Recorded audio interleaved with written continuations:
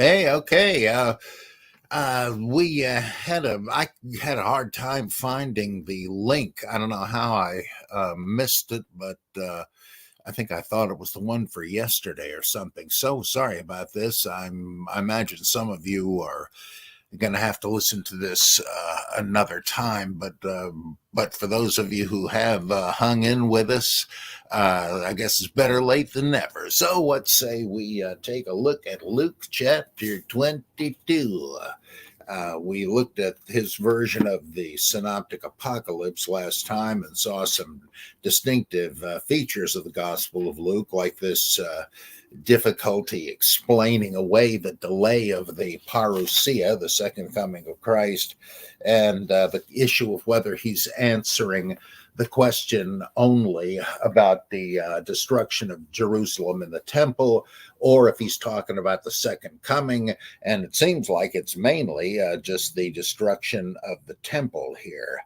And about the coming of the one like a son of man, I think I mentioned, should have if I didn't, that the point of the well, let's just see. You're going to see Jerusalem surrounded by armies.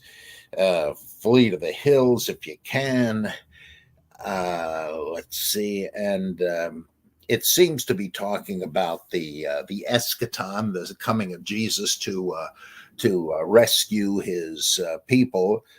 In chapter 21, verse 27, then they will see the Son of Man coming in a cloud with power and great glory.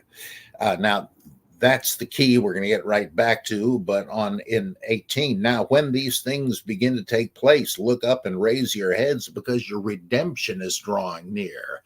Now that seems to mark this as the parousia, but the rest of it doesn't necessarily refer to that. Well, mustn't it? When it says in 27, they will see the Son of Man coming in a cloud with power and great glory. Well, that's it's easy to see it that way, especially if you automatically assume that the Son of Man is supposed to be Jesus himself. But that is not clear. There, as I've said many times, there are these different usages of the phrase Son of Man. And whenever you have the coming of the Son of Man, you really have to think of Daniel chapter 7, the coming of one like a Son of Man who has just defeated the Chaos Dragons and is about to assume authority over all nations, peoples, etc., sitting at the right hand of El Elyon, the Ancient of Days.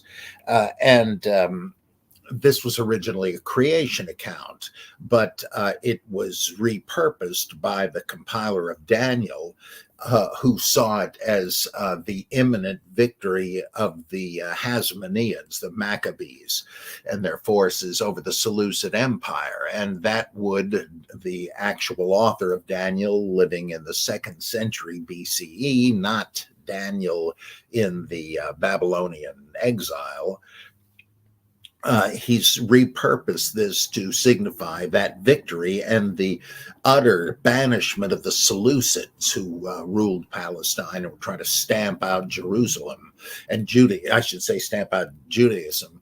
They did get rid of the Seleucids, but only temporarily, right? It wasn't long. There was about 100 years of independence under the Hasmonean dynasty, but then they collapsed because of internal strife and political maneuverings and all this. And one of the contending parties invited Rome in to restore peace, and that was it. Though it continued on nominally as an independent country, a kingdom with Herod the Great in charge. It was really a client state or even a puppet state of Rome. So history didn't quite turn out in the glorious triumph that Daniel predicted, pseudo Daniel. But the coming of the Son of Man is whom? Well, it just seems to possibly in the book of Daniel's framework to mean that the Hasmoneans will win. The Son of Man is an image for the kingdom of the saints of the Most High. The pious will run the show, as they did for a while. Well, in the same way, in this case, in Luke 27, the Son of Man would seem again to be a symbol for some historical figure who, in retrospect, because remember, Luke is writing this in somewhere in the late second century, mid to late second century, he's looking back on it. So who must the Son of Man, whose coming signals the judgment of the temple and all that be? Well, who actually did destroy the temple? Titus, the son of Vespasian and his successor as emperor. And so I have a hunch that Luke is consistently in chapter 21 simply having Jesus give signs for how you'll know the coming of the disaster of 70 AD is at hand, when the Son of Man, you know who I mean, just like in the book of Revelation, is going to show up. And just as in Revelation, the great beast is supposed to be Domitian, the Roman emperor, here I think it's supposed to be Titus. This much I have learned from the preterists and also scholars like Joe Atwill and James Valiant and so forth. Because the actual kingdom has been, the coming of the kingdom of God has been deferred, as we saw a few times in Luke. Okay, so it ends with him staying in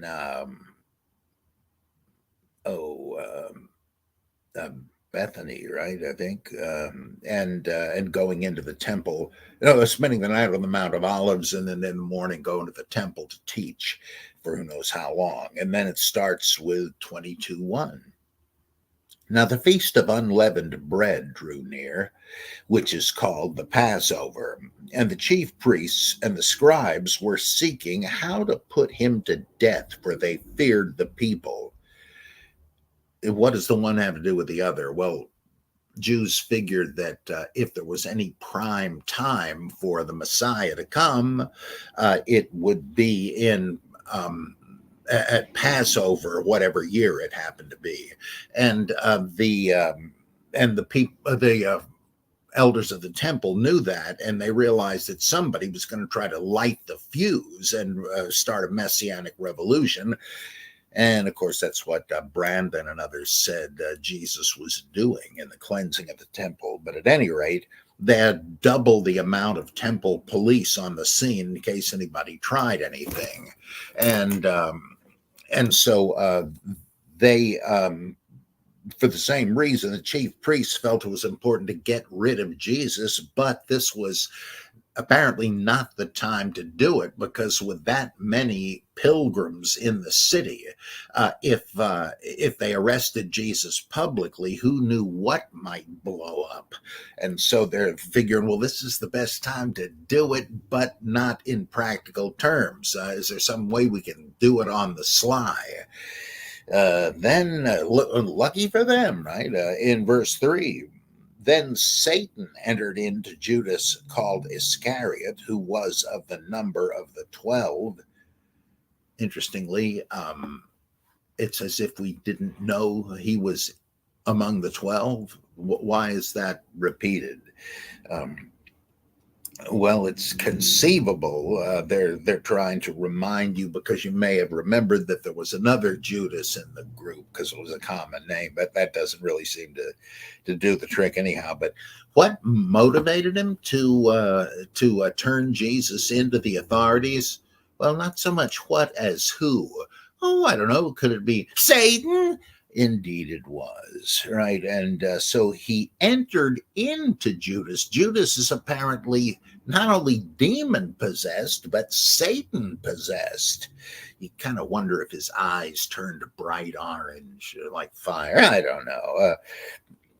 So he went away, verse 4, he went away and conferred with the chief priests and captains how he might betray him to them. And they were glad and engaged to give him money. Now he doesn't. It's not said that he brings up the question like in Matthew, where it says Judas said, "How much would Jesus be worth to you? How much would you give me for turning him in?" And this is more like Mark, in that Mark doesn't bring in the Satan business, right? Um, Nor would he, because when he says to Peter, "Get behind me, Satan, out of my sight, Satan." You're not thinking like God does, but like mere mortals do. His point there seems to be that Peter is called Satan for trying to get Jesus off the track of his destiny to die on the cross, because he's just said the Son of Man has to be betrayed, beaten up, killed, etc. And oh no, Peter rebuked him. And if Jesus had listened to that and said, "Well, Chief, maybe you're right. Maybe there's really no point in doing that," well, Satan would have won. So Satan is trying to get him not to be crucified there, right? And in Matthew too, but in Luke, no human motive is given, and it expressly says he was Satan possessed, and that's why he did it. Whoa. Now let's just double back for a second and see about the what did he do with the confession of Peter. For some reason, I am so fumble fingered today. I'm having more trouble than usual. Turning the darn pages. Yeah, okay. Let's see. Yes, here we go. Yes, okay, and in Luke 9:20, who do you say that I am? Peter answered, "The Christ of God." But he charged and commanded them to tell this to no one, saying, "The Son of Man must suffer many things and be rejected by the elders and the chief priests and the scribes, and be killed, and on the third day rise." There's nothing in Luke about Peter trying to dissuade him, and therefore nothing about him saying that idea comes from Satan. Get out of my sight. No, because Luke has omitted that because he has Satan trying to engineer the death of Jesus, just the opposite, right? And that's worth pointing out. This is quite a change from Matthew and Mark.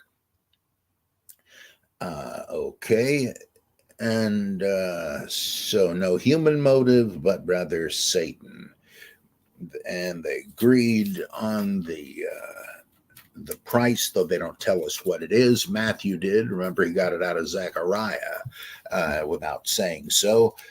But there's no other hint of how much money it would have been in any of the Gospels, the other ones anyway. So they sought an opportunity to betray him in the absence of the multitude. Then came the day of unleavened bread, on which the Passover lamb had to be sacrificed. So Jesus sent Peter and John, saying, "Go and prepare the Passover for us, that we may eat it."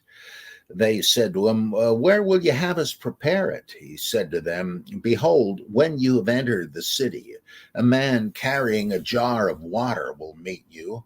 Follow him into the house which he enters, and tell the householder, 'The teacher says to you, where is the guest room where I am to eat the Passover with my disciples?'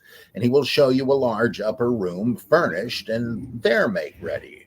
And they went out and found it as he had told them, and they prepared the Passover. Now, this is sort of a replay of the donkey thing, right? He says, you'll go into the city, you'll see a donkey tied up, and untie it. And if somebody says, "Well, what do you think you're doing?"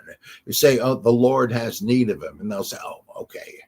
Now, did that mean Jesus had prearranged this? It sort of sounds like it, but then again, who would he have had as the intermediary going to the owner of the donkey to say, look, Jesus is going to send these guys in and they're going to untie the donkey, then ask them why they're doing this. And if they tell you, I told them to do it, you'll know, yeah, okay, don't want to give the donkey to the wrong ones. They're the right ones. Here you go.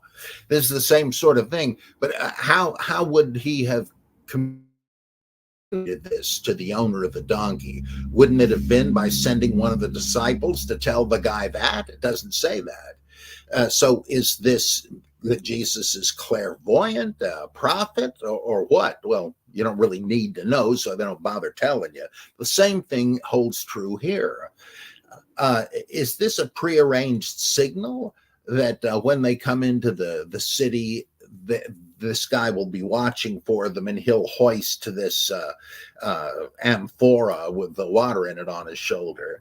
And the first guy they see who's doing that, he's the one who's been watching for them and says, okay, you're here about Jesus and the Passover, right? Yes. Okay, follow me.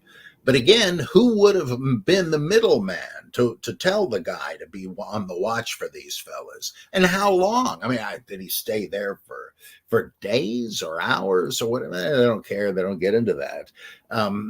Some would say this is a big tip-off to the astrotheological character of the story, because this guy is supposed to be Aquarius, the water bearer. Well, that is striking, but if there's anything to it, you're talking about something much older than this use of that image. This story is not about that, even if somehow Aquarius is in the writer's mind somewhere.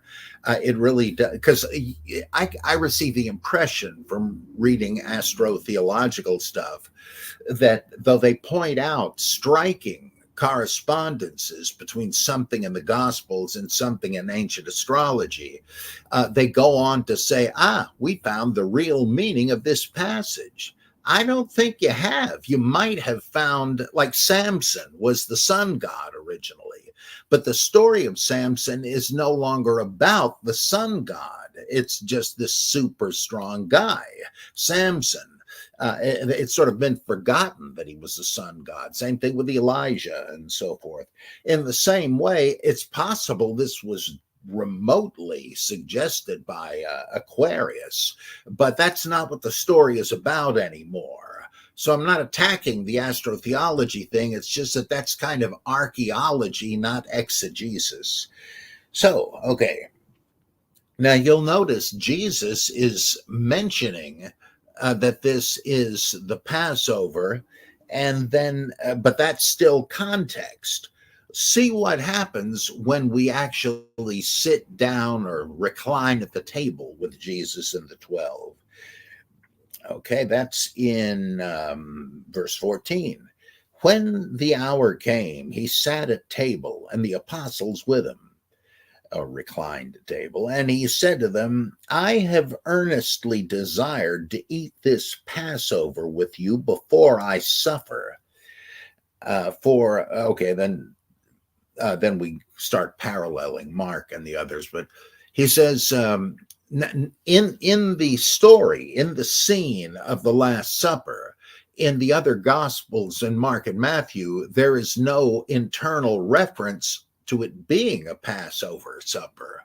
It's set up that way in the context, but what follows is sort of a piece of liturgy, as Alfred Loisy pointed out.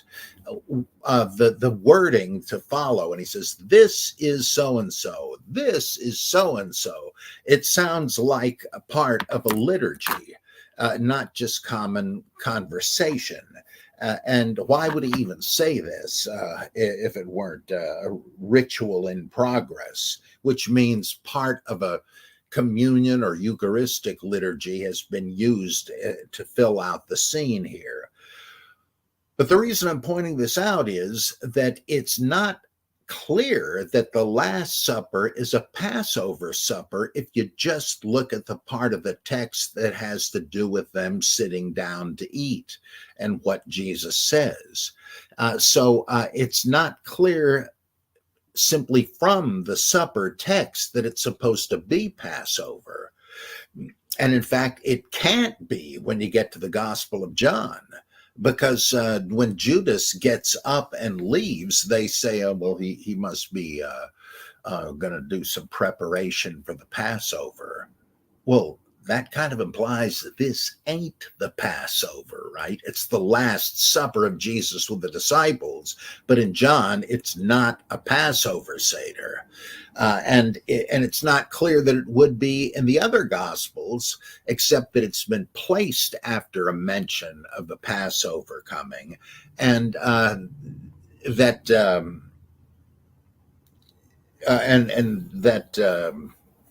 in Luke that he says, you know, happy Passover, been looking forward to celebrating the Passover with you. But there's nothing about the lamb. I mean, not that they're having one. Nothing about the cups of wine and all of that stuff. No, I mean, that's the thing you hear the least about, namely nothing. Okay. Now, it does agree with other Gospels with the so-called vow of abstinence in verse 16. Oh, let me just say one other thing. I nearly forgot. Can't believe that. When Jesus says, I have earnestly desired to eat this Passover with you before I suffer, that sentence is only in Luke. He didn't find it in Mark or Q. And there is another uniquely Lucan statement when he says, I have come to set the earth on fire, or to cast fire on the earth. And I am what's the word they use? Well, I'm eager to see it. I can't wait for it to happen. It's pretty much the same wording as here.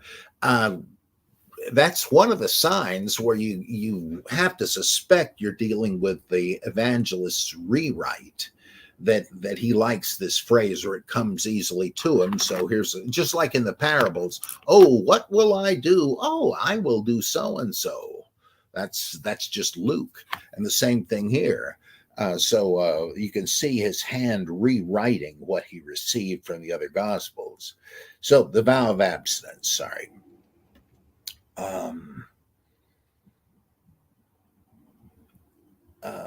Okay, he took wait a minute, no. 16. I tell you, I shall not eat it, the Passover, until it is fulfilled in the kingdom of God. Well, and in Mark and Matthew, it says, I will not drink of the fruit of the vine until I drink it new with you in the kingdom of God. So he won't partake of wine. Now, what does that mean? If Joachim Jeremias and others say, well, it means that he thought the kingdom of God was going to arrive virtually immediately. He's going on the wagon for a short time, but he'll be toasting the disciples again once the kingdom comes, which ought to be in no time. I have a hunch that originally this may have been some kind of not a saying of Jesus, but rather part of an initiation ritual for Encretite Christian groups, the ones who signed on for celibacy, voluntary poverty, abstinence from wine, and so on and so on. And that when you joined up, you would say, I shall not drink this wine until the kingdom of God comes, because that was their idea. And they also thought it was coming pretty fast. But until it does, however long it takes, just Diet Coke for me. Right? Okay, then, so he's changed that, but you still have the vow of abstinence in a different form. 17, and he took a cup, and when he had given thanks, he said, Take this and divide it among yourselves. For I tell you that from now on I shall not drink of the fruit of the vine until the kingdom of God comes. Yeah, there's a reiteration of the vow. And it said, eat of the meal and now drink. But it wasn't in a Passover setting in Mark and Matthew. He took bread, and when he had given thanks, he broke it and gave it to them, saying, "This is my body." And some manuscripts, like the Western text, add, "which is given for you. Do this in remembrance of me." And likewise the cup after supper, saying, "This cup which is poured out for you is the new covenant in my blood." Uh, I go with the shorter text, partly because if this was original, he's got a cup. What is it? The bread and the cup again. It seems to me that some scribe, has tried to harmonize Luke, who cut that stuff out. And he's trying to harmonize it with Mark and Matthew. Well, what's wrong? Why is this missing this business? The cup, my blood shed for you, the body, the bread is the body given for you. Yeah, I think it's really a harmonization by itself. If the text without that is the original Lucan text, that means he has cut out the idea of the atoning death of Jesus, the idea that he saves by his bloodshed, etc. And that this is not the only place where Luke seems pretty hesitant about that. So it seems to me that originally the RSV has it right. Okay, this is my body, period. Now that's kind of abrupt, isn't it? Doesn't it imply something has been cut out? Well, yeah, but cut out of Mark. He doesn't he's taken a lot of the wording from Mark, but he stopped short at that because he doesn't want the redemptive blood sacrifice. Who knows why?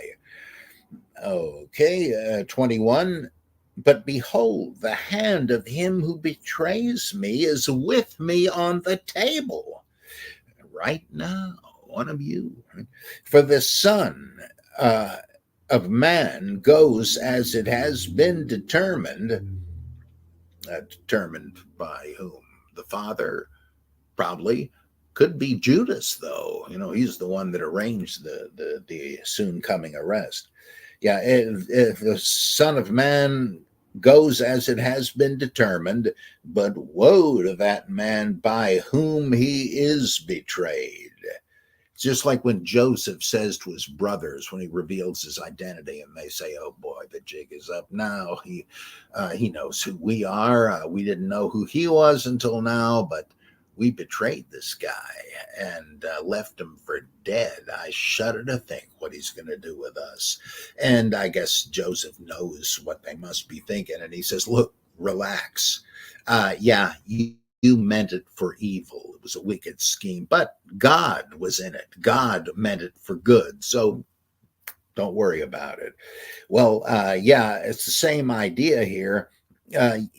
God is at work in this, but that doesn't obviate the guilt of the rat who turned him in. Right? God uses the wicked designs of men. 23, and they began to question one another which of them it was that would do this. Now, does that mean they started accusing each other? Okay, Simon Zelotes, I know it had to have been you. Me? What are you talking about? What you're thinking is John, son of Zebedee, over there. And no, it's not me. I assume that's what they mean. In Mark and Matthew, they all ask Jesus, "Not me, is it?" And because they can't imagine any of them would betray Jesus, and that means that the possibility of this guy's betrayal of Jesus seems as fanciful as that any of the others would. It's inconceivable that any of us would. So I can't be me, but I can't imagine these guys either. Who is it? Okay. And then it changes. It obviously, I think, takes in something from elsewhere in the gospel tradition. In 24, a dispute also arose among them. I guess I got tired of that one, accusing each other. Which of them was to be regarded as the greatest? Why would you bring that up? Well, Albert Schweitzer pointed out a good reason, because any way you cut it, he's just told him he's soon to die, and these jerks, like a bunch of jackals or buzzards, are saying, well, okay, if he's out of the way, which one of us is going to take over? Oh, man, that is at least very bad taste, right? He said to them, the kings of the Gentiles exercise lordship over them, and those in authority over them are called benefactors, or call themselves benefactors. I think that's a reference to the throne name some of them took. I'm getting tongue-tied on this. Euergetes, the benefactor, and so it's like it's a joke that they call themselves that, because they're really oppressors, but they flatter themselves as doing good for their people. But 26, but not so with you. Rather, let the greatest among you become as the youngest, and the leader as one who serves. Now, we've heard that before, right? In the same context. Who's going to be the greatest? Well, I'll tell you, the one who's the best servant of the others. Oh, okay. And here's a crucial one in 27. For which is the greater? One who sits at table, or one who serves at table, right? But I am among you as one who serves. I mean, I'm your leader, which means I'm your servant. Don't you get it? Didn't you pick anything up there? Am I not a role model for you? I mean, if you want to replace me, that's what you're asking for. Now, in Mark, this occurs, but with a significant continuation. Well, that's not quite right. It's worded differently. For even the Son of Man came not to be served, but to serve and to give his life a ransom for many. Luke doesn't have that. Why has he reworded that? Well, because this idea of it giving his life as a ransom for many, he doesn't really buy that. You'll see in the sermons in Acts, they're saying, well, you got to believe in Jesus, call on his name, be baptized. But there's nothing about how he died to save you, that his death saves you. There's one place later in Acts, but it's textually insecure, and I think it's an interpolation. The thing about how he says to the bishops he's going to leave behind, Paul does, that you must carefully guard the flock which God bought with the blood of his Son, or his own blood, meaning God's. It's not really clear. It's confused in the text, which is a sign of it being kind of clumsily inserted. So that kind of implies again that, Luke is not a fan of the blood atonement and doesn't see that involved, that he's not a redeemer in that sense. It's kind of like the blood and money idea, like they're paying Judas for the life of Jesus. Well, Jesus is giving his life to redeem, to ransom, to pay for the lives of others. But he doesn't like that. That's not the way he views salvation. Okay, then he says about their being royalty, who's going to be great among us after you? Who's in charge? 28, you are those who have continued with me in my trials, implying some have not, right? As my father appointed a kingdom for me, so do I appoint for you a kingdom, that you may eat and drink at my table in my kingdom and sit on thrones judging the 12 tribes of Israel. Well, in Matthew, where he also says pretty much that, he says, in the new world, in the regeneration, you will sit on thrones judging the 12 tribes of Israel. I'm sorry, Matthew says 12 thrones judging the 12 tribes of Israel. So each one of you is in charge of one of the tribes of Israel in the new world. But Luke omits the 12 before the thrones. Now, why is that? Well, probably because he says, well, wait a minute, Judas is not going to be sitting on one of those thrones, is he? Of course not. Now, Luke himself is going to have Judas replaced in the first chapter of Acts. So I don't know why there was a problem there, but with the fact that he does, well, he says you, implying the group, including Judas. And so Luke says he couldn't have intended that. It could just be sloppy speech. They don't even. Well, yeah, all right. So he, to play it safe, he says, well, you'll be sitting on thrones. But if I say 12, Judas's is going to be vacant. So that's quite likely why there's that subtle difference. Okay, this also implies, whether you're looking at the Matthean or the Lucan version, that the disciples of Jesus, the 12, were not envisioned as going out into the world to preach the gospel. Now, Luke is intimating that that's going to happen when he sends out the 70 to the nations, just as he has sent out the 12 to the lost sheep of the house of Israel.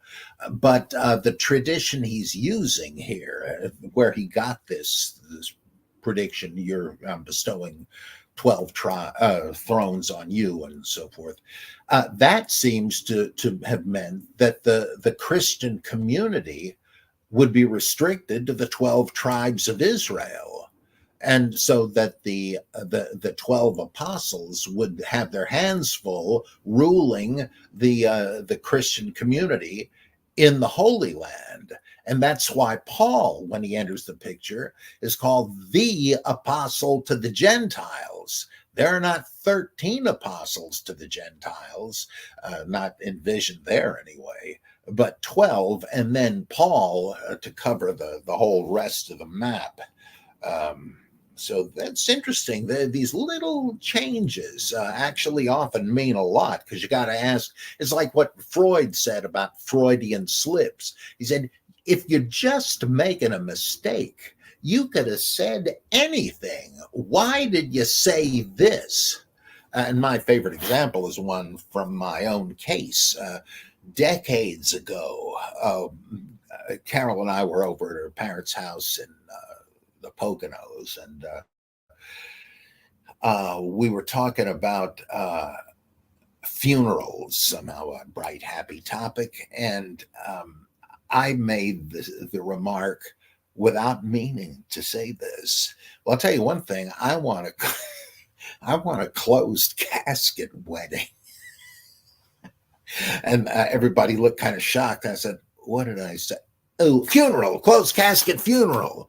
Freud would say, look, I could have said anything, right? Why did I say that? Well, in fact, I love Carol, and we did get married, and I wanted to get married. So, but he would have said, he would have read more into it than that. But like that, these little changes, if Luke was just going to leave out a word here or there, why this one? If he made a mistake, why this one? Well, it seems to be it's on purpose. Okay, and now he turns to Peter in particular in verse 31. Simon, Simon, behold, Satan uh, demanded to have you, plural, by the way, that he might sift you, plural, like wheat. But I have prayed for you that your faith may not fail, because some big trial and tribulation is about to take place, and and at the instigation of Satan. Now, why is he doing this? Whatever it is, well, of course, it's the arrest in the garden and all of that, and they flee away. uh, well, Satan has demanded his prerogative. Remember, he is the accuser. Here's the way Satan was depicted in the Old Testament, not as the evil anti God, though it's inconsistent in the New Testament. He's that, and he's what he used to be in Job and Zechariah and Chronicles. God's manager of sting operations.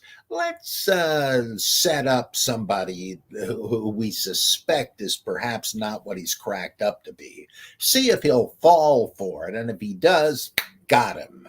Well, that's what the Satan does. So this Job character, you think he's really all that great? Well, yes, of course he is. Well, let's just see about that. Let me destroy his property, and I bet he's going to say, without the fringe benefits you keep showering with, he's going to say, okay, hell with Jehovah. If he's pulled the rug out from under me, he can't expect any worship from me anymore, the bastard.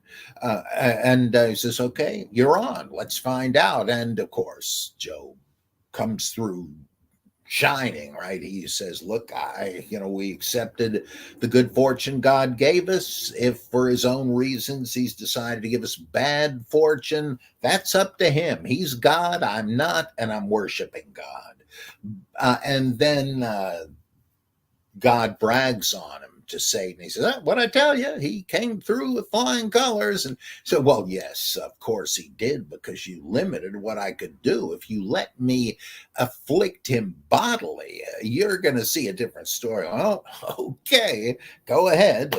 What happens? Boils, sores, disgusting, this and that, and this time he's not so meek, but nonetheless, that's the idea. What the Satan, the adversary, does. He says, "I don't want God to be mocked. I want to see if these guys are really just playing him for a fool." And so that's the point. Why does Satan appear to test and tempt Jesus in the wilderness? If you're really the Son of God, well, then you ought to be able to do this or that. And he's not trying to get him to sin or have a lack of faith in God. He's just trying to see if he will, because if he does, he's the wrong guy for the job. Right? That's the same thing here. He's just said, I'm going to have these guys as my subordinates governing Israel one day. Oh, you are? These guys? Let's see how they stand up in trial. And he says, it's not going to be a happy outcome. You're going to fail the test, all of you, I can tell you right now. But as for you, he says, but I prayed for you, 32, that your faith may not fail. And when you have turned again, strengthen your brethren. You'll be the first one to accept responsibility and say, look, we can't leave it at this. We screwed up royally, but that doesn't mean all is lost. Let's try to repair the damage and go on from here. But you're the guy to do it, Peter. And that's why Peter, of course, is the big leader in the first half of the book of Acts. And you're the one to strengthen your brothers. In 33, Peter said to him, to Jesus, Lord, I am ready to go with you to prison and to death. So my faith's not going to fail. No. Jesus said, I tell you, Peter, the cock will not crow this day until you 3 times deny that you know me. Jesus? Jesus who? I don't know any Jesus, right? Uh, now, what was his reaction? We don't hear, but he says again, like, "Hey, you don't have to worry about me. I'm all in." Yeah, we'll see. Who do you think's going to be right, Jesus or Peter? Well, Okay, and he said to them, "What, the whole bunch? When I sent you out with no purse or bag or sandals, did you lack anything?" Remember, he says you don't need to take resources because God will see to it in his providence that those who accept your message will feed you. Because the point is, I don't want you wasting time with mundane things. I want you out there preaching that the kingdom of God is rapidly on its way. I don't want you to have to work. Remember, ever watch The Fugitive when Richard Kimball has to be on the run all the time? And how's he going to support himself? Well, he adopts a new identity in every town he enters and gets a job, some menial task, so he can feed himself, right? And then he moves on because they're after him. Same thing. He doesn't want Jesus doesn't want the disciples to have to do that. He says, "Look, God will see to it that those who believe you will foot the bill." Okay, he says that's it worked, didn't it? Um, did you lack anything? They said nothing. He said to them, "But now let him who has a purse take it, and likewise a bag," and provisions, of course, right? That's what he means. "And let him who has no sword sell his mantle, his overcoat, and buy one. For I tell you that this scripture must be fulfilled in me." Quote, "And he was reckoned with the transgressors." End quote from Isaiah 53. "For what is written about me has its fulfillment." If it's predicting something about me, you can bet it's going to happen. And they said, "Look, Lord, here are 2 swords." And he said to them, "It is enough." Now, here's where the old irony dodge among commentators comes into play. Oh, he must have been sarcastic with them.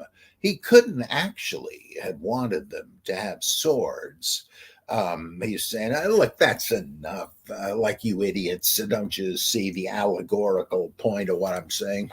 What would that be? I don't get it. What would that symbolize?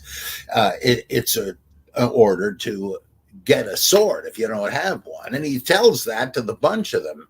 Well, does he, when Peter says, it is Peter, isn't it, right? No, they said, "Look, Lord, here are 2 swords." Does this mean each of them had two, a short sword and a long sword, something like that? And he's saying that ought to be enough. Or does the whoever speaks say that, well, 2 of us have a sword each, and he's saying that's enough? Well, thinking it's Robert Eisler, but somebody said that the natural context for this remark is that Jesus is anticipating an armed conflict. And if it's that each one has 2 swords, then we got a fighting chance, right? But maybe the implication is just like it says in Matthew, but not Luke. When Peter draws his sword and slices the guy's ear off, Jesus says, put that away. Don't you think I could call on my Father and he would send me thousands of angels, 12 legions of angels, and we could get out of this, without a scratch? But if we did that, how would prophecy be fulfilled that I have to die? Oh, So he gets him to call off the attack and said, "Look, I'll come quietly, let these guys go." Okay, oh, all right.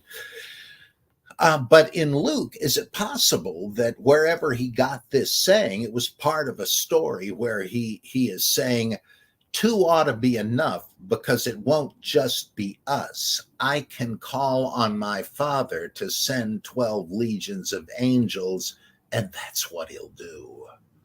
In other words, it's just like the Dead Sea Scroll, the war of the sons of light against the sons of darkness.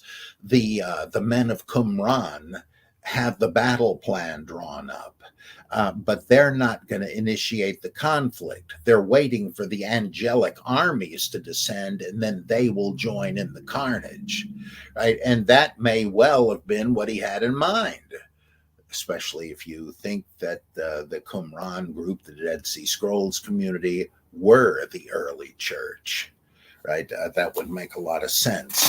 But of course, Luke is writing when Christianity has pointedly dropped all of that militancy. And so he has to make it, he wants to preserve as much of the material as he can, but he has to reinterpret it. So Matthew has done that by making Jesus say, "Look, I could always call on an angelic army to get me out of this, but then how would prophecy be fulfilled?" Okay. And in likewise in here, why is he, if he doesn't mean there's going to be a battle that we'll win, why does he say this thing, quoting Isaiah, we're doing this to fulfill the prophecy that says he's numbered among the transgressors. So we have to make it look like I am a rabble rouser or a crook or something. And in fact, he's going to say over in verse 52, Jesus said to the chief priests and the captains of the temple and elders who had come out against him, "Have you come out as against a robber with swords and clubs?" A lestes, a robber, which is their term for a terrorist, an insurrectionist. Well, originally, that would have been the point. Yeah, they knew that Jesus had an armed force. He had taken over the temple, right? I'm trying to reconstruct this the way Brandon and the others did, which I find quite plausible, that there was an armed scuffle here. But we can't have that in there anymore because we want to avert and disarm Roman opinions about us.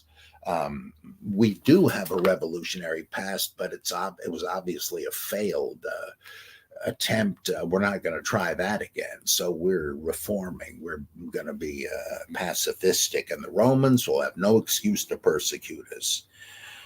Okay, so why the swords? Well, he could have just gotten rid of it, but for some reason he didn't. And he says, "Oh, well, this is just stage setting. We have to have a couple of swords at least because we have to create the impression that I'm one of the transgressors." It's who would do that? I mean, you really have to be a total nut to think about that. Okay, 39. And he came out and went as was his custom to the Mount of Olives, and the disciples followed him. And when they came to the place, he said to them, "Pray," the usual place they went. He said to them, "Pray that you may not enter into temptation." Well, according to this, comes from Mark, of course, but this dialogue a few verses up that is not paralleled in Mark says that they will face the temptation and fail it, though Peter will strengthen them subsequently. Well, here, as in Mark, he's telling them, now fortify yourselves with prayer so you won't have to face or fail the temptation that is about to arise. And you'll see that, they don't pray, and so they fail. Okay, verse 41, he withdrew from them about a stone's throw and knelt down and prayed, "Father, if thou art willing, remove this cup from me. Nevertheless, not my will, but thine be done. Now, he's cut the other two iterations of this, right? He doesn't come back and find him asleep. What's the matter with you guys? I now pray. Like I told you, I'm going to go back, and he prays again. He comes back, and what the hell? You guys are still snoring? What's the deal? Well, it's too late now. Here they come. That somehow they would avert the whole thing. That maybe that's how Jesus thought as he was praying, that the Father might relieve him of the obligation of being crucified. If these guys backed him up in prayer, that would make God say, well, I can't really resist them. I'll change the plan. What the heck? And he won't be arrested. But thanks, guys. All right. Okay. Okay, 47. While he was still speaking, there came a crowd, and the man called Judas, one of the 12, in case you've already forgotten, was leading them. He drew near to Jesus to kiss him. No big deal. This doesn't mean they were gay. That's what they do in Europe today, right? Kiss each other on the cheek instead of shaking hands. Yeah, he drew near to Jesus to kiss him, but Jesus said to him, Judas, would you betray the Son of Man with a kiss? It's like, that's a friendly gesture, and you're using it as the signal to turn me over to the fuzz. What kind of anyway? 49, when those who were about him saw what would follow, the disciples, that is, they said, Lord, shall we strike with the sword? That kind of implies all of them had swords, right? Okay. And one of them struck the slave of the high priest and cut off his right ear. Why is he doing that? Giving him an earectomy. Well, of course, that's not what he's trying to do. He means to, crush the guy's skull split his head open like a melon, and like Conan would have done. But his aim is kind of off, or maybe the high priest servant had been using greasy kid stuff, and so the sword slipped. I don't know, but at any rate. Or maybe somebody had anointed him as the Messiah before they left that evening. And I guess not, probably. But Jesus said, no more of this. And he touched his ear and healed him. There you have it, folks. The single instance in the Gospels where Jesus actually restores a missing limb. Right? He never is said to have done that in any other case. He restores mobility to withered limbs and the like, and does all kinds of stuff, but he never does that. Why this time? And just for an ear? I forget who pointed this out. I read it first in G.A. Wells, and this has to be true. He says, okay, the story was going around that Peter jumps the gun, or that somebody does, and slices the guy's ear off. And Jesus says, no more of this, or something to that effect. And different readers of that old tradition, or hearers of it, interpreted it differently. I think John and Mark, I could have that wrong, have him say, return, maybe it's John and Matthew, return your sword to its place. But Luke read something to that effect and thought it meant, let the ear be restored. So he, glues it back on. And then one gospel, I forget which one, just doesn't have that because he didn't know which was intended. But surely there you have a miracle story based on a simple error in reading. Okay. But Jesus said no more of this, and he touched his ear and healed him. Then 52, Jesus said to the chief priests and the captains of the temple and the elders who'd come out against him, have you come out as against a robber with swords and clubs? When I was with you day after day in the temple, you did not lay hands on me. But this is your hour, and the power of the power of darkness. Well, this is you're working in the dark. Men love darkness, for their deeds were evil, John says. Same idea.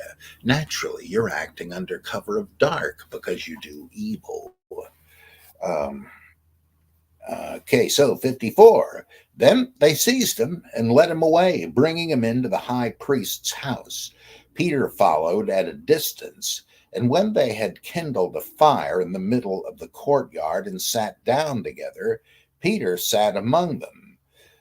Now, you see, Peter hasn't totally given up yet, right? Everybody fled in the garden, but he is following at a safe distance. He doesn't want to get arrested. There's no point volunteering to be crucified along with Jesus, but he wants to see the outcome and maybe rescue him. Who knows? So he hasn't yet chickened out totally. So when they had kindled a fire in the middle of the courthouse and sat down together, presumably including Jesus, I guess, right? Peter sat among them. Then a maid, seeing him as he sat in the light, because she couldn't make his face out in the light, right? And gazing at him, said, "This man also was with him." But he denied it, saying, "Woman, I do not know him." And presumably he's sitting right across from him, right?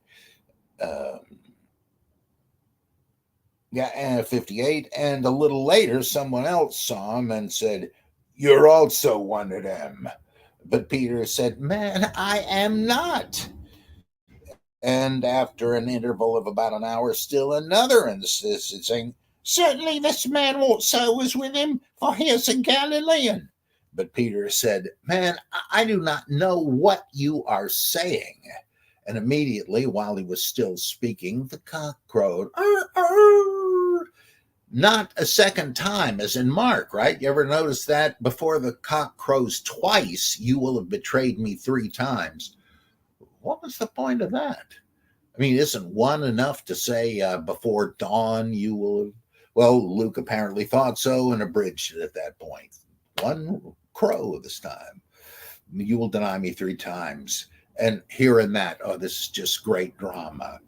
And he went out and wept bitterly. He was right. I am no damn good, self-loathing. Now, the men who were holding Jesus mocked him and beat him. They also blindfolded him and asked him, "Prophesy, who is it that struck you?" I mean, you're blindfolded, but being a prophet, you must have x-ray vision. You know whether it was Gaius over there or Sam or Frodo or whoever who punched you. So you ought to be able to do it. And they spoke many other words against him, reviling him. The Virgin Mary wears army boots. Now the men who, oh yeah, I said that right. And when day came, 66, the assembly of the elders of the people gathered together, both chief priests and scribes, and they led him away to their council. And the council said, "If you are the Christ, tell us." But he said to them, "If I tell you, you will not believe. And if I ask you, what? You will not answer." I assume we're to take that kind of like when the Pharisees or whoever asked Jesus, "Who gave you the authority to do all these things?" And he says, "Well, first, let me ask you a question. And if you answer, then I will." Fair enough. And he says, "Okay." And he says, "The baptism of John, did God tell him to do it, or was it his own scheme that he cooked up?" And they go into a huddle and say, "Well, he's really got us here." If we say, yeah, he was a real prophet sent by God, they're going to say, "Then why didn't you pay any attention to him?" But if we say, nah, he just made it up himself, the people aren't going to like that. They think John was a real prophet and they may lynch us. So they say, well, we're still looking into that one. We haven't decided yet. And Jesus says, why am I not surprised? So if I ask you a question, you're not going to answer. It's the same thing that he's sort of throwing them off the track. He said, why should I tell you? If I ask you a question, you won't tell me. Okay, 69. But from now on, the Son of Man shall be seated at the right hand of the power of God. He just means God. That's kind of a euphemism. Like when Luke also says in Acts that Simon Magus was known as the great power, God.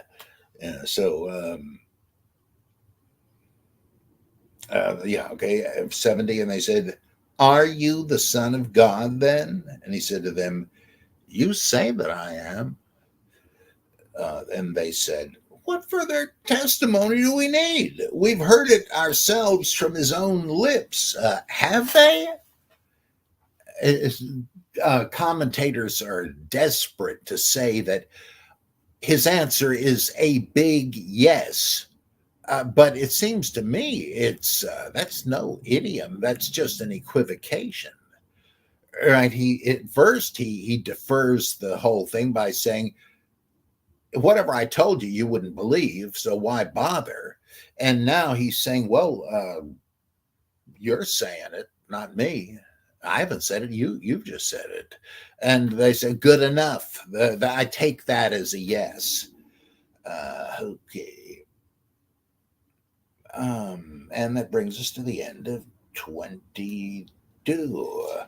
So we did get off to a bit of a late start, but let's take a look at those questions, because I know there are some.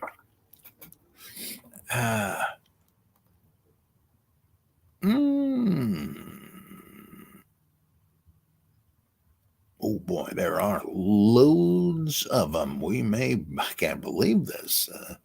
Let's see. Peter Rabbit, is there also New Testament minimalism? You mentioned apologists won't admit to fictional Bible events or characters. They're just used car salesmen then. There's really no reason to take them seriously. Well, yeah, right. And there is New Testament minimalism. It's called mythicism, right? That Jesus and these people didn't exist. They're legends created to give force to the teachings of the church, and it's partly based on archaeology, like Old Testament minimalism is. That there seems to be no definitive evidence of any inhabitation of Nazareth in the first third of the first century, and there's no certain evidence that there were synagogues in Galilee until after 70 AD, or Pharisees up there. It's the same sort of thing. No evidence is no evidence. So yeah, there is. And apologists, I think, rarely, this is a severe judgment, but I think they rarely have anything that important to say. It's just cheerleading for tradition.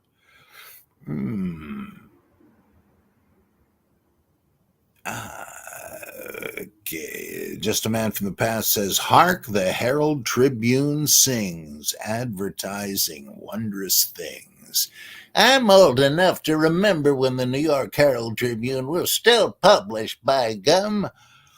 Okay, I'm glad I'm not the only one. And Just a Man from the Past again says, how do biblical apologists square these words with being inspired with I'm sorry, how do biblical apologists square these works being inspired with the fact that they are in different styles by different hands? Did God tell them to put it in their own words? Well, yeah, in effect, they are saying that. I think this started with Benjamin B. Warfield, who was one of the great old Princeton theologians. Very, well educated and erudite, but one of the harem guards of fundamentalism. And he said, well, if God wanted there to be a set of epistles like the Pauline epistles, he prepared a Paul to write them. And the same thing with Luke or James or whatever. Now, why would he want that? I mean, this is like saying that when the creationists say, yeah, it looks like the fossils look like there's this succession of evolution and by slight degrees, but that's not what happened. God just at a certain point put a period at the end of the amphibian sentence and started creating reptiles. So he made it look as if, but that Paul actually wrote it, or that there actually was evolution between species. But that's mere appearance. The initiative in writing the epistles or anything in the Bible was God's. But he kind of wanted to vary the wording, and so he crafted different robots to do the writing, as if God produced the Bible through AI, right, and set it to use a different style each time. Why? Why would that be? It just seems anything you say is going to be a ridiculous rationalization. And greetings from Open Research. Appreciate that. Greetings to you. Catherine McCall says, hello, daily intellectual simulation. Can you read, Price? Hello, daily intellectual stimulation. Man, I thought I'd learned to read, maybe not. Catherine also says, replying to Just a Man from the Past, and yet we are here over 2,000 years later to listen to thinking inspired by these stories. Oh yeah, I doubt if the man from the past would doubt that. He's just questioning the idea that these things came about by divine inspiration, whatever that would mean, because it certainly looks like they were the products of a set of different minds and writers. Okay. Let's see. Dave Harden says, oh yeah, all things come to those who wait, so I hope all of you did. Mark Wetherill, let's hope today's earlier Facebook outage hasn't broken StreamYard or anything. I don't know. That might have something to do with what happened. Just a Man from the Past says, thank you very highly. My favorite part of apologetics is seeing the thinking of great minds working for centuries to solve or at least make plausible solutions to these puzzles. Yeah, it is fascinating. Yeah. Vesna says, hi. Dave Harden again. Job 34:29. When he keeps quiet, who then can condemn? And when he hides his face, who then can behold him? So God has, if he has secrets to guard, you're not going to find out what they are. Mark Wetherill says, I must say that this read through the Gospels has been of huge benefit, and I can't wait to find out how this one ends. Yeah, you can never read these things too much. Once, I think in 1976, I read through the whole New Testament in 7 different versions back to back, and I filled the margins with notes of things that occurred to me each time. It's just so fascinating. Yeah. Uh, Just a Man from the Past says to Mark, it's the magic story that can be different every time, but still the same. You bet. You bet. Uh, and then Mark says, whoa, no spoilers. Uh, uh, Just a Man from the Past says, the coming of Price was not falsely predicted. Actually, not predicted at all. And why give people something to dread, I figure. Yeah, okay, that's not.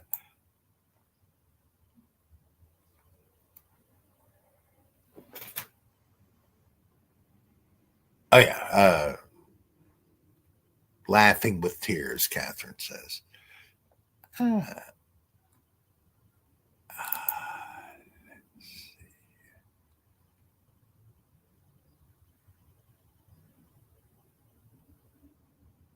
Uh, yeah, let's see here.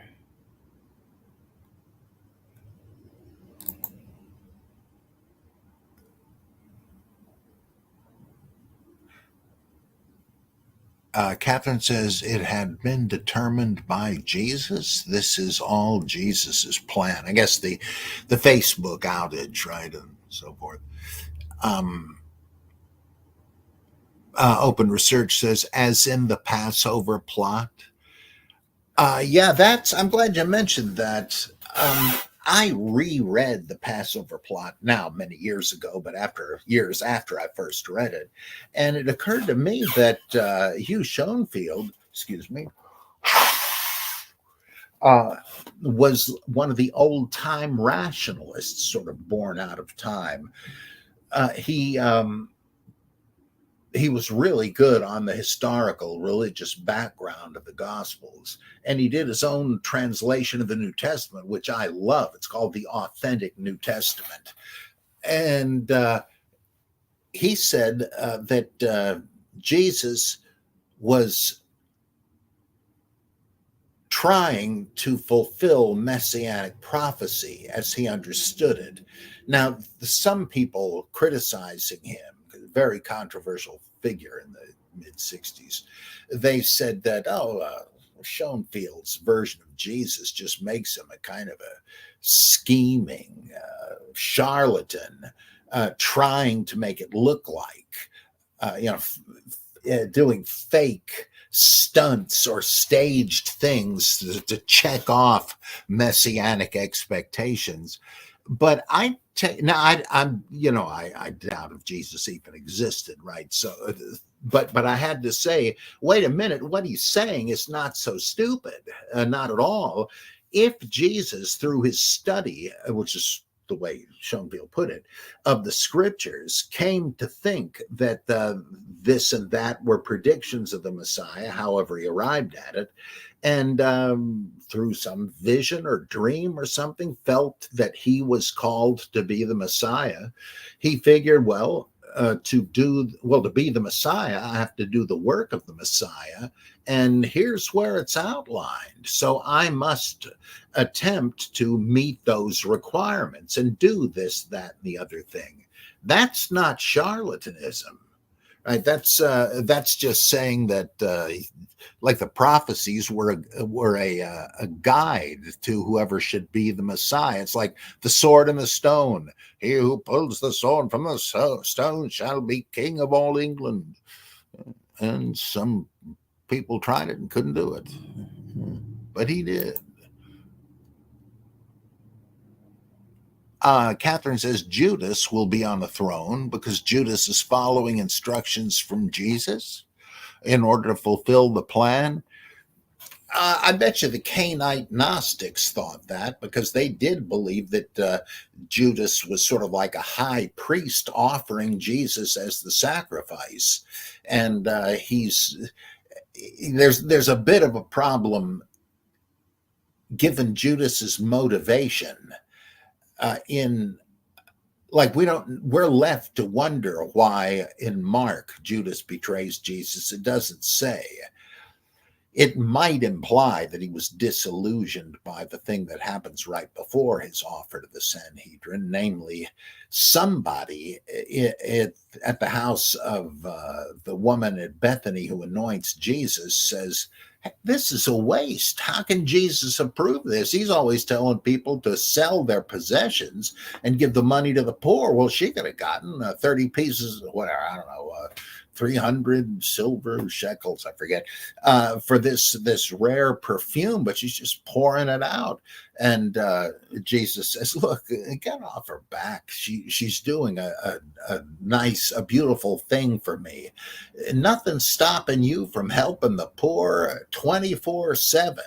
But this is sort of a special occasion. She must sense that my death is near, and she's anointing me, as it were, for burial. And apparently, Judas, it says that some grumbled, doesn't say who they were. If they were the disciples, other dinner guests, or who. But I think that's what Mark says. Matthew says some disciples started grousing.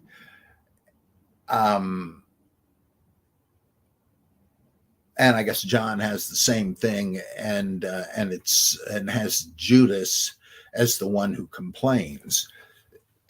Well, so that it's an easy inference to make, but we don't really know. And if he only did it because he was possessed by Satan, that makes it a little harder for me to imagine that he did it as he does in the Last Temptation of Christ, to obey Jesus. Jesus told him to do it. I need somebody to help me fulfill this prophecy. That's also a very old and not implausible inference. But in that case, yeah, he probably would be on the throne, but it must not have occurred to Luke, because he's the one that omits the 12 reference in the number of thrones. Catherine says, Peter wants to fight, but Jesus wants it done quietly because if his multitude of followers get involved, the crucifixion might not happen. It might stop the plan. Now, that's interesting. Never thought of that, Catherine. You're a natural Bible exegete. Yeah, that's interesting. Yeah, because it's the same sort of thing. He says, look, I could call on the 12, for my Father to send me 12 legions of angels. And but then, we get out of this jam, but we're not supposed to. Scripture has to be fulfilled. Yeah, that's an interesting point. I never thought of that. Very good. Dr. McCall, she is, I guess she's the answer to Tertullian's question, what has Athens to do with Jerusalem? Catherine says Jesus instructed both Judas and Peter. They had the toughest jobs out of all the disciples, in my opinion. Let's see. Okay. Is that possible? Oh, no, we do have. Pat Muir says, how much did the Apostle Paul's writing affect the Gospel of Luke? I sort of don't think it did. Now, my brilliant pal, David Oliver Smith, has written books trying to demonstrate that the Gospel writers use the Pauline epistles. I remain not quite convinced of that, but he makes a strong case. I just can't quite get pushed over the edge yet. But but I tend to go with Philip Vielhauer and other scholars who said that Luke doesn't understand Paul. And you can tell by the two uses, one of the gospel and one in Acts, of the word for justified. In the gospel, it's the repentant tax collector who goes down the Temple Mount back home, having confessed his sins in prayer and begged God for forgiveness. He went down to his house justified. And Jeremias points it out. He's not... Well, Jeremias was a sort of Lutheran pietist and a great critical scholar, interestingly. He said that that Luke didn't pull in the whole Pauline bag of tricks there. The justification by faith by grace through faith, etc. No, it just meant God had accepted him because he confessed his sins and prayed for forgiveness, so God forgave him.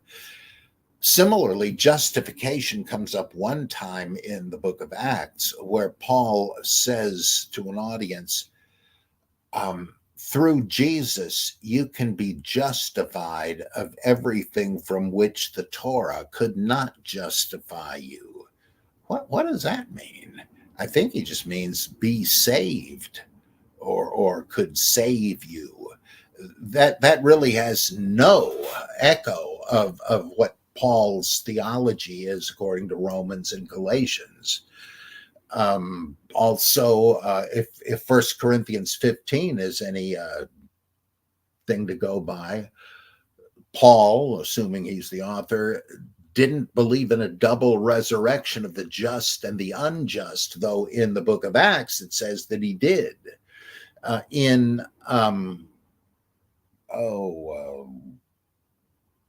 Romans, it says that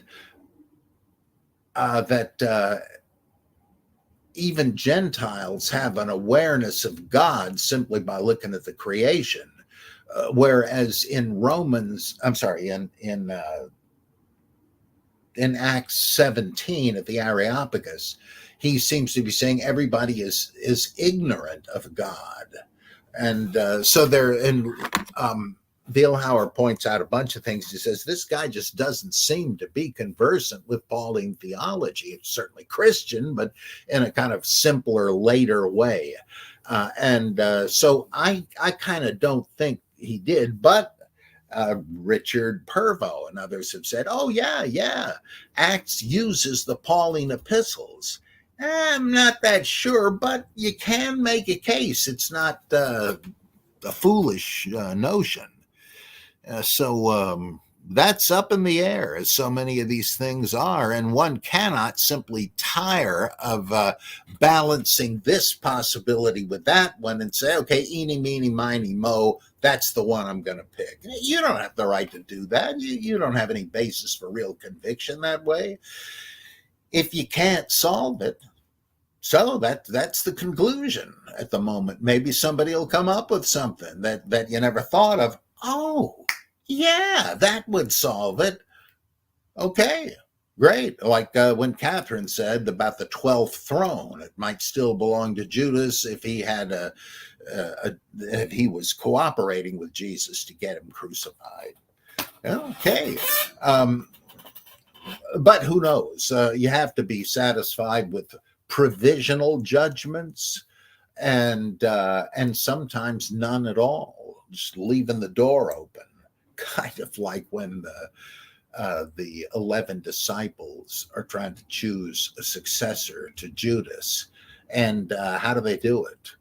Do they have a vote like when they're picking a new pope in the Vatican? No, they cast lots. It's like drawing straws.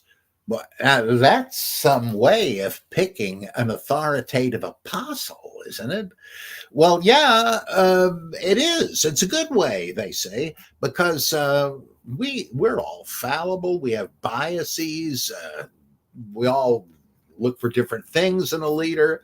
Why leave it up to that? Why not just open a window of pure randomness through which God may make his decision known?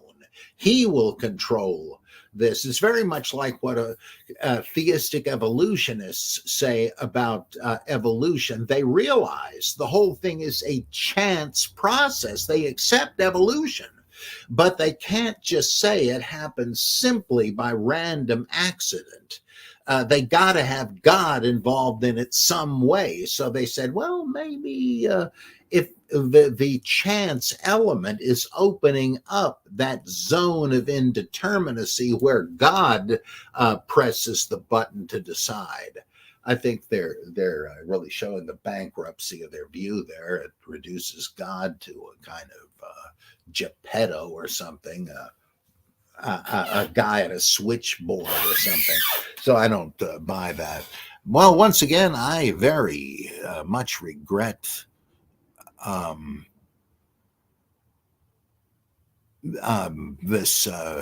this mix up, but we'll be back at 6 o'clock for the Bible Geek and back for Luke tomorrow at noon.